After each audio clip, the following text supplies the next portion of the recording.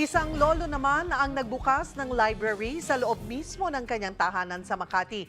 Ang mga libro ni Lolo, libreng mahihiram. Para bigyan ng mukha ang balita, Mobile Journal, Francis Orso. Hindi lang ito simpleng library. Ito ay munting tahanan na matayog sa kaalaman.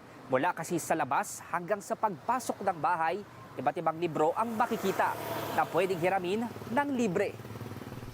Mahigit 2 dekada nang itinataguyod ni Mang Nani ang public library na ito. Hindi yan sa park o sa munisipyo, kundi sa kanyang bahay mismo dito sa Balagtas Street sa Barangay La Paz, Makati City. Bago ka palang makapasok sa gate, sasalubong na agad ang daan-daang libro, mapa-dictionary, encyclopedia, literature, mga nobela, pati ang mga health, financial at legal books, meron.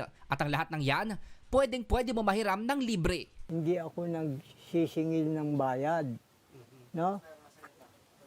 Kumbaga, misyon. Naging misyon to. Yun ang aking ginamit na salita. Ang pagbibigay ng libre, walang bayad na aklat ay naging misyon.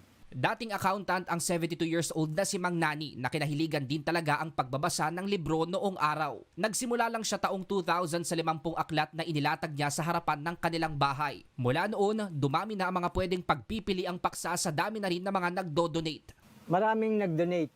Eskwelahan, mga kumpanya, individual, mga negosyanteng in check na naniniwala sa ginagawa ko. Kanya ako naman, yan naman ang tinutulong ko sa mga nangangailangan na pumupunta dito at sa mga malalayong lugar, pinadadala ko doon sa kanila.